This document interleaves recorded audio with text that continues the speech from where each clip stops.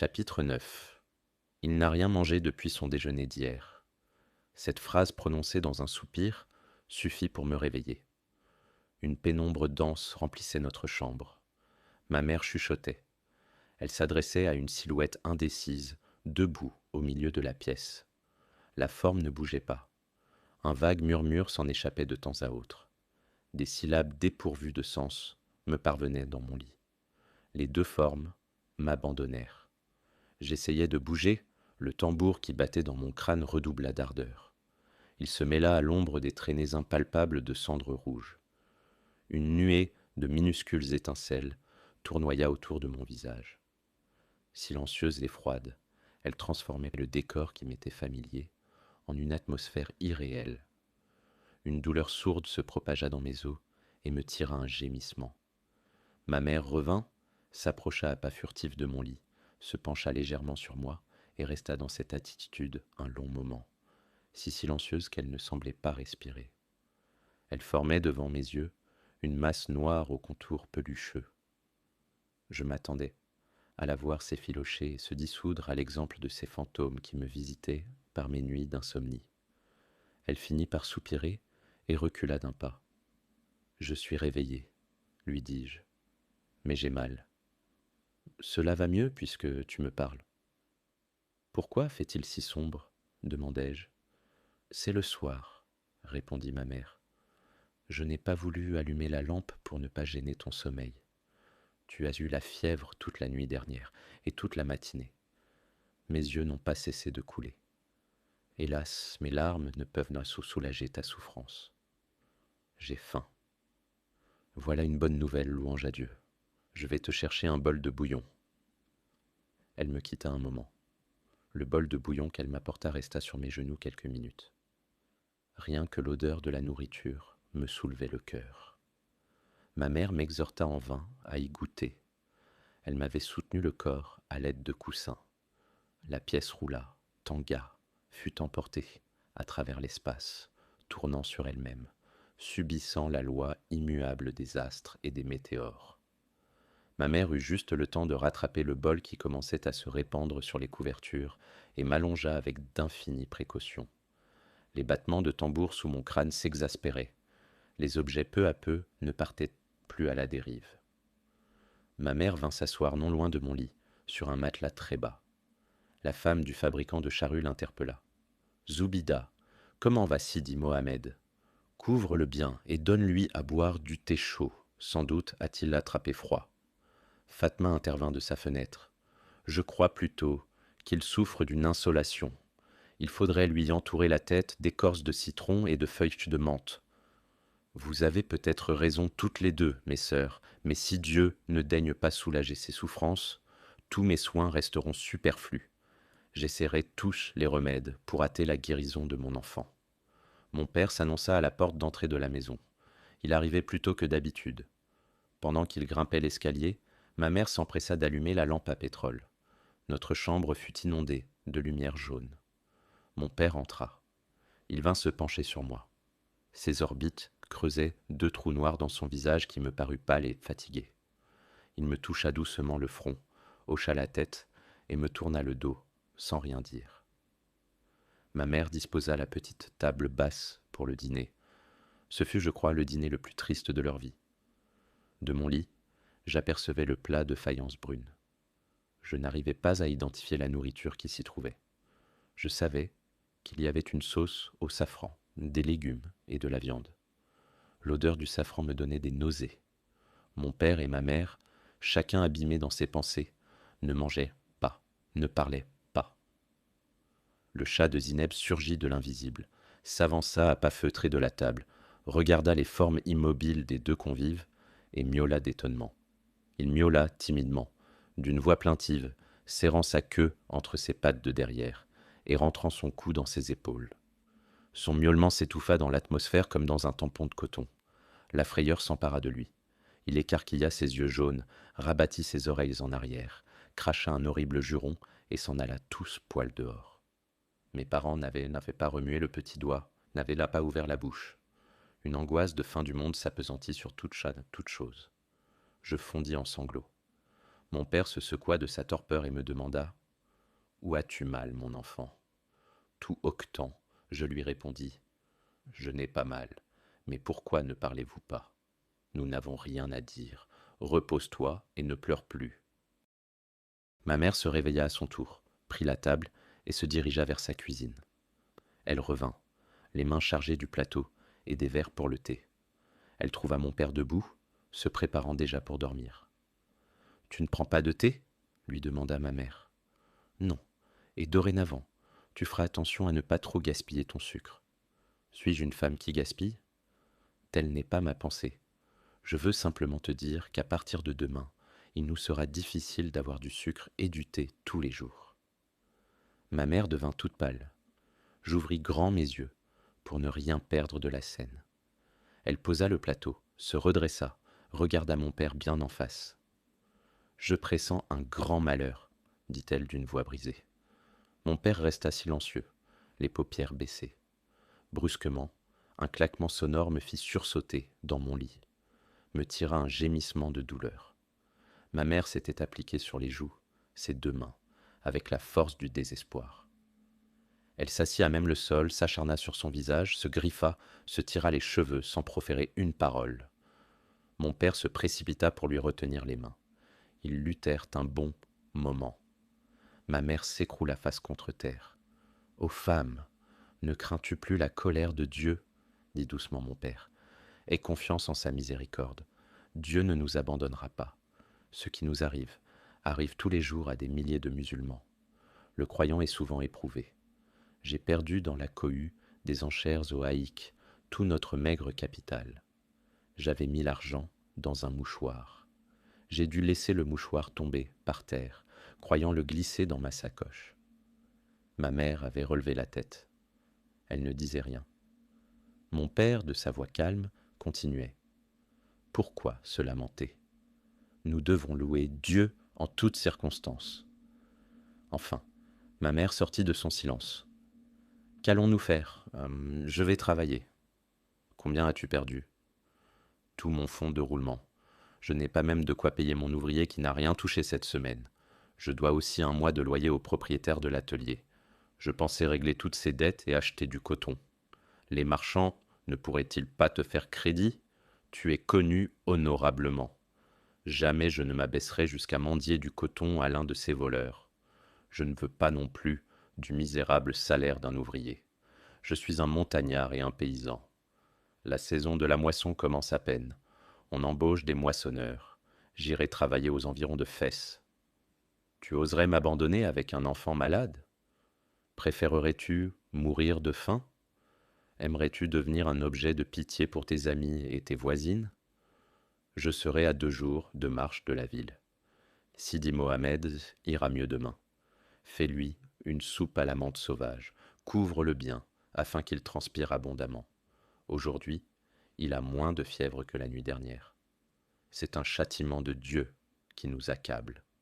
Ce sont ces maudits bracelets qui ont semé le malheur dans notre maison. Pourquoi ne les vendrais-tu pas? Je compte les vendre. Je vous laisserai cet argent pour vous nourrir pendant mon absence. Driss le Teigneux nous reste fidèle. Il viendra tous les jours faire les courses. Donne-lui à manger. Il n'a personne. Mon père se recueillit un moment. Je vous laisserai seul pendant 1 mois. Je tâcherai de ne rien dépenser de mon salaire. Il me sera possible de remettre l'atelier en marche dès mon retour. Un grand silence s'établit, un silence lourd, moite, huileux et noir comme la suie. J'étouffais. Je désirais de toutes mes forces qu'une porte claquât, qu'une voisine poussât un cri de joie ou un gémissement de douleur, que quelque événement extraordinaire survint, pour rompre cette angoisse. Je voulais parler, dire n'importe quelle sottise, mais ma gorge se serra et une plainte expira sur mes lèvres. Mes parents ne bougeaient pas, se transformaient peu à peu en personnages de cauchemar. Plus j'écarquillais les yeux pour les voir, plus ils devenaient fluides, insaisissables, tantôt transparents, tantôt d'un noir agressif, mais sans contour précis. Pour la première fois, j'eus la sensation du vide absolu, de la solitude sans miséricorde. Mon cœur se remplit de peine. Une boule dure se forma dans ma poitrine, gênant ma respiration. Je fermai les yeux. Je priais avec ferveur. Je me sentais abandonné aux portes de l'enfer. Non, je n'ai pas encore oublié ces instants. Seigneur, je me souviens. Je me souviens de cette solitude vaste comme les immenses étendues des planètes mortes, de cette solitude où le son meurt sans écho, où les ombres se prolongent dans des profondeurs d'angoisse et de mort. Et le cœur qui saigne, source intarissable de peine, torrent surchauffé par les feux de mes chagrins et de mes douleurs, cri de ma chair écrasée sous le poids de ta malédiction. Je n'étais qu'un enfant, Seigneur. Je ne savais pas que le jour naissait de la nuit, qu'après le sommeil de l'hiver, la terre sous la caresse du soleil souriait de toutes ses fleurs, bourdonnait de tous ses insectes, chantait par la voix de ses rossignols. Mon père nous quitta le surlendemain, à l'aube. Il partit, avec pour tout bagage une sacoche de berger, en palmier nain, dont il avait fait l'acquisition la veille, une faucille neuve et un sac en toile avec une fermeture à coulisses. Ma mère l'avait confectionné dans un morceau de haïgue de coton et l'avait bourré de provisions. Olives noires, figues sèches, farine grillée et sucrée, 2 pains parfumés à l'anis et 10 karchalas. Nous appelons ainsi des petits pains ronds sucrés, parfumés à l'anis et à la fleur d'oranger et décorés de grains de sésame. J'étais réveillé quand mon père partit. Ma mère lui fit quelques recommandations et resta après son départ, prostrée sur son lit, le visage caché dans ses 2 mains. J'eus la sensation que nous étions abandonnés, que nous étions devenus orphelins. Tout le monde dans le quartier devait être au courant de nos ennuis matériels et du départ de mon père. Il manifesterait à notre égard une pitié ostentatoire plus humiliante que le pire mépris. Mon père partit, nous restions sans soutien, sans défense. Le père, dans une famille comme la nôtre, représente une protection occulte. Point n'est besoin qu'il soit riche, son prestige moral donne force, équilibre, assurance et respectabilité. Mon père venait le soir seulement à la maison, mais il semblait que toute la journée se passait en préparatifs pour le recevoir. Je comprenais ce qui tourmentait ma mère, ce matin, dans la lumière du jour à peine naissant. Elle se rendait compte dans le tréfonds de son cœur que ces préparatifs seraient vains. Personne le soir ne pousserait plus notre porte, n'apporterait de l'extérieur la suave odeur du travail, ne servirait de lien entre nous et la vie exubérante de la rue. Pour ma mère et pour moi, mon père représentait la force, l'aventure, la sécurité, la paix. Il n'avait jamais quitté sa maison. Les circonstances qui l'obligeaient ainsi à le faire prenaient dans notre imagination une figure hideuse. La maison se réveillait peu à peu, saluait le soleil et ses bruits familiers. Je me sentais mieux ce matin. Je m'assis dans mon lit. Ma tête ne pesait rien sur mes épaules. Mes bras n'étaient agités d'aucune fièvre. Maman, dis-je, est-ce que c'est long, un mois? Ma mère se secoua de sa torpeur, regarda à droite, puis à gauche, comme pour reconnaître l'endroit où elle se trouvait, et me fixa avec des yeux étonnés. As-tu parlé, Sidi Mohamed? Oui, maman. Je te demande si un mois est long. Un mois dure un mois, mon fils, mais pour nous, le mois à venir sera une éternité. Je sais attendre. Toi, tu ne sais pas encore, ou plutôt, tu l'as su autrefois, mais tu as dû oublier. Ma mère parut abasourdie par cette réflexion. Qu'est-ce que tu attends? J'attends d'être un homme. Toi, tu n'attends plus rien puisque tu es une grande personne. Je me tus un moment avant d'ajouter. Quand tu étais une petite fille, tu ne pouvais pas faire tout ce que tu voulais, tu as attendu d'être une femme pour réaliser tes projets, acheter les vêtements dont tu avais envie, sortir avec Lala Aïcha ton amie, préparer les plats que tu aimais manger. Moi, je mange ce que tu me donnes, je ne sors jamais seul, je porte souvent des chemises qui ne sont pas à ma taille. L'étonnement de ma mère grandissait. Elle ne savait quoi me répondre, elle me considérait avec curiosité. Calmement, je murmurai. Quand je serai un homme, je porterai de belles djellabas blanches qui seront lavées tous les jours. Je mangerai tous les matins, au moins, 1 livre de beignets très chauds avec beaucoup de beurre, parfois avec du miel. J'aurai 40 chats qui m'obéiront toujours. Ils ne feront jamais de saleté dans les coins. D'ailleurs, nous habiterons une autre maison avec un bigaradier dans la cour. Un sourire éclaira le visage de ma mère. Jamais ta femme n'acceptera de veiller sur ton troupeau de chats. Je ne me marie pas à toi. Tu aimes les chats. Tu pourras t'en occuper. Elle éclata franchement de rire.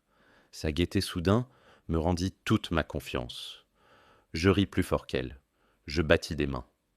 Ma mère mit son index sur les lèvres et me dit : « Que diraient les voisins s'ils t'entendaient rire de la sorte le jour du départ de ton père ? Mon père reviendra bientôt et nous serons de nouveau très riches.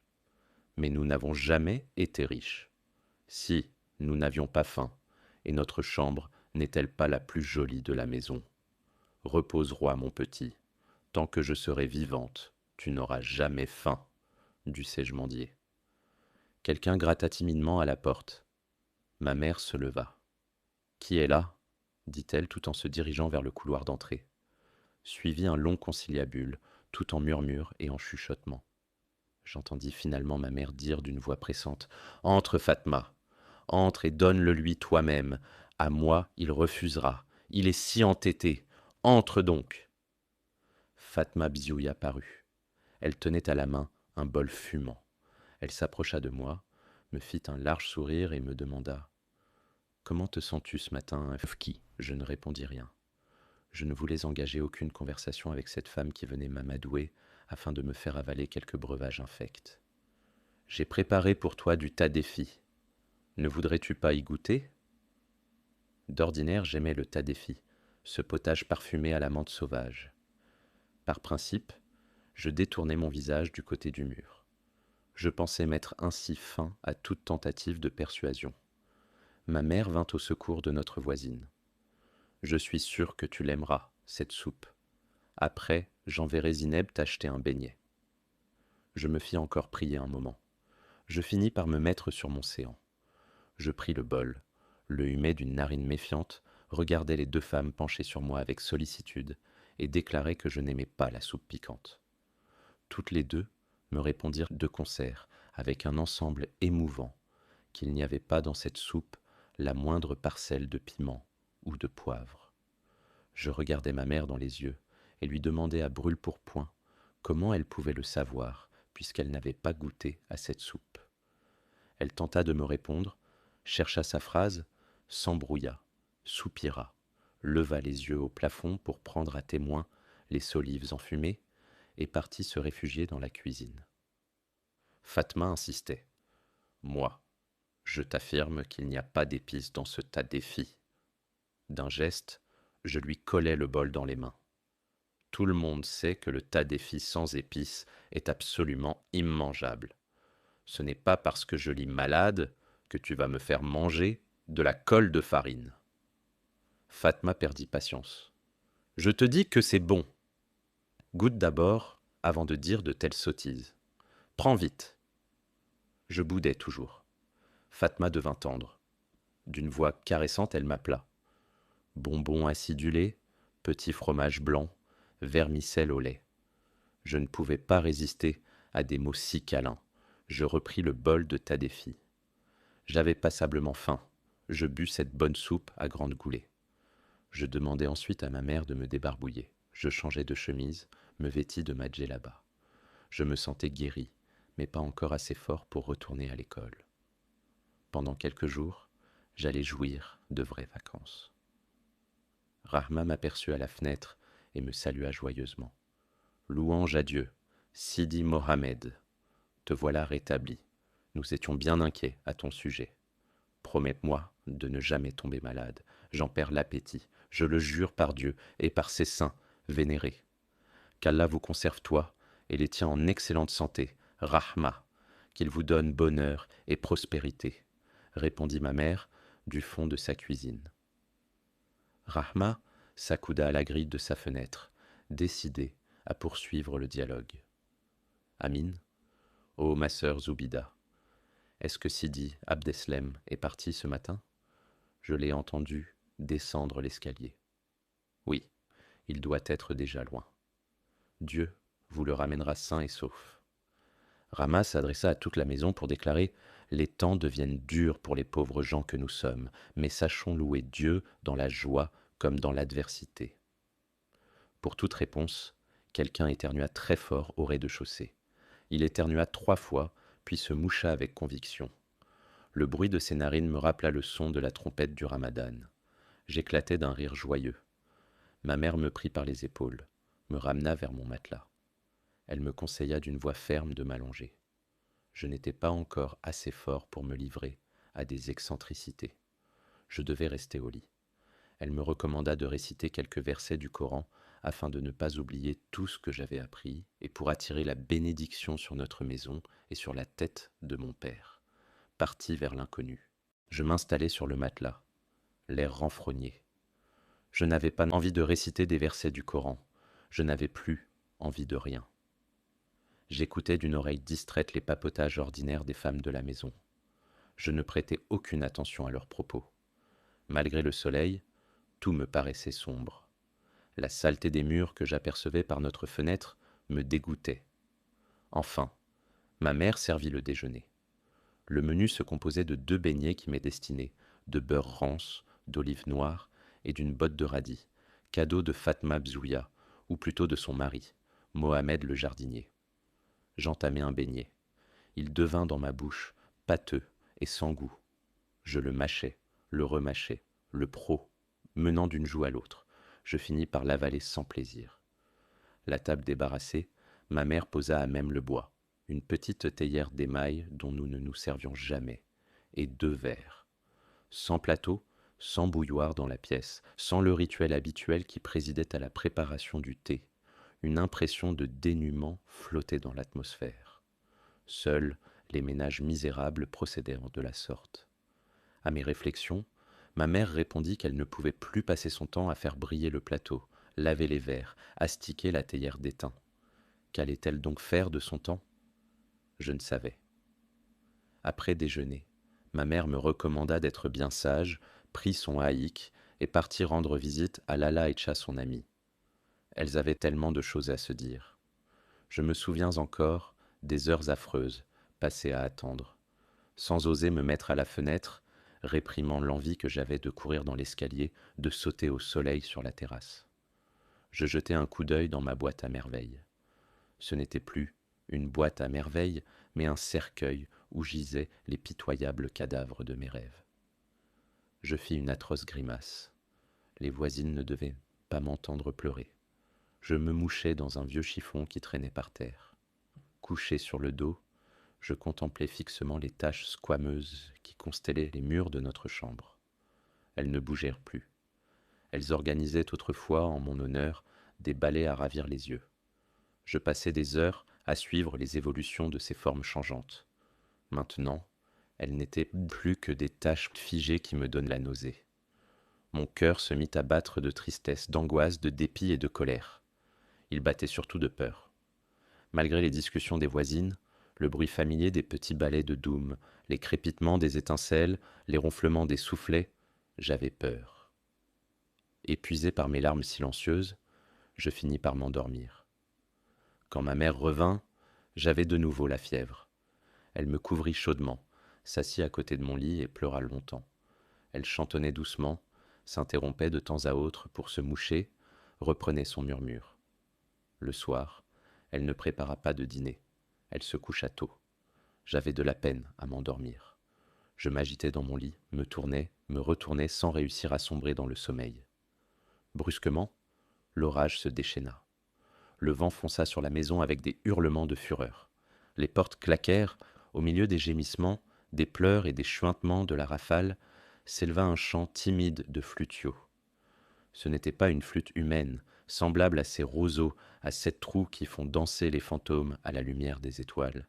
C'était, à n'en pas douter, quelque instrument d'une matière luisante et froide, forgé sans bruit au fond des eaux par un djinn atteint de démence.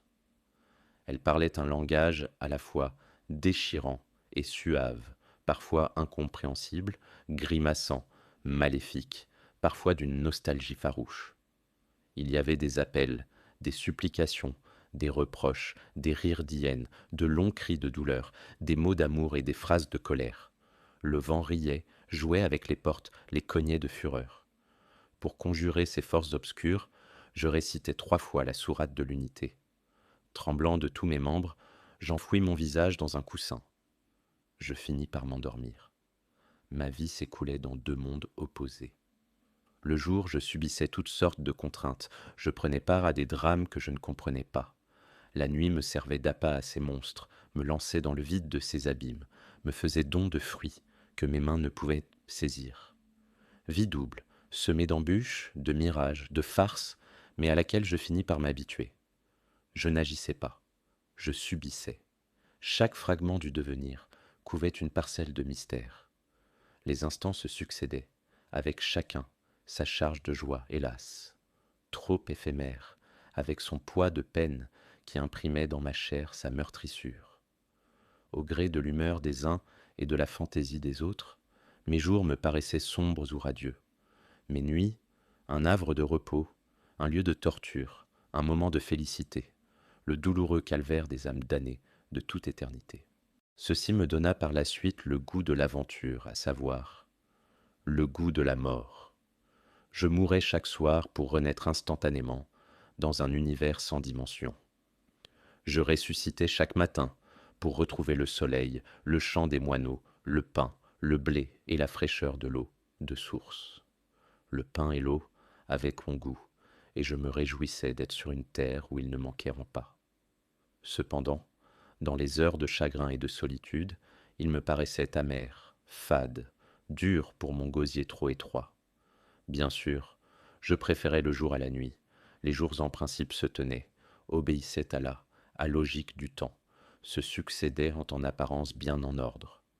Les nuits enfantaient des personnages, des sites, des événements, lesquels créaient leur espace et leur temps. Mes parents, les voisins, les enfants du Mcid, le maître et sa baguette de cognacier habitèrent la terre ensoleillée, mais il m'arrivait, la nuit, de les rencontrer, dans des pays lointains privés de lumière, dans des sentiers hérissés de dangers. Nos rapports, souvent, n'étaient plus les mêmes que pendant le jour. Maintes fois, j'essayais de les éviter, mes efforts s'avéraient toujours vains. Je ne pouvais leur échapper, ni dans ce monde, ni dans aucun autre. Il leur était donné de me choyer ou de me tourmenter selon leur bon plaisir. Plus tard, je me défendrai. Maintenant, je n'étais qu'un enfant, un enfant couché en chien de fusil qui ronflait discrètement alors que tous les hommes étaient déjà partis au travail, alors que toutes les voisines avaient déjà procédé à leur toilette. Ma mère me réveilla. « Sidi Mohamed, tu es mal couché, tu vas attraper le torticolis. » J'entr'ouvris péniblement mes paupières. Le jour inondait notre chambre. « Lève-toi et va faire tes ablutions. Pendant ce temps, je vais te faire cuire un œuf. J'aime beaucoup les œufs à l'huile avec du piment rouge et du persil. Je sais, je mettrai du piment rouge et du persil, et même une pincée de cumin. » Cette phrase n'échappa pas à l'oreille de Rama.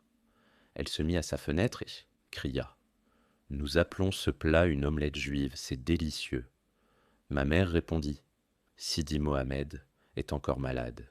Il a des envies comme une femme enceinte. » Toutes les voisines se mêlèrent à la conversation. Les unes riaient, les autres faisaient des vœux pour mon prompt rétablissement. Tante Kanza, la Chouafa, raconta un de ses souvenirs. Elle avait connu une jeune femme enceinte qui, un jour, se rendant au bain, avait vu dans une boutique de laitier de beaux fromages blancs. Elle désira en goûter, mais le laitier, un avaricieux, un disciple de Satan, refusa de lui en offrir la moindre miette. L'enfant arriva au monde quelques mois plus tard. Sur son ventre se détachait bien visible un morceau de fromage blanc. Tante Kanza l'avait vu, de ses yeux vus. « Heureusement, dit une voix, sans la moindre ironie, que le morceau de fromage ne pendait pas à son front ou à l'une de ses joues. Driss, le teigneux, appela de la porte d'entrée. Ma mère lui demanda de patienter une seconde, elle allait descendre. Elle coupa un gros quartier de pain, courut à sa cuisine l'enduire de beurre rance, empaqueta dans un papier graisseux une poignée d'olives noires et s'engouffra dans l'escalier.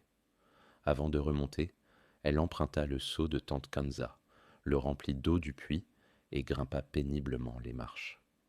À la porte de notre cuisine trônait depuis toujours la jarre d'eau potable en terre poreuse. Ma mère y versa le seau.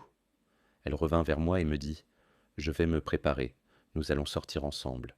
Nous passerons prendre Lala Aïcha qui nous attend.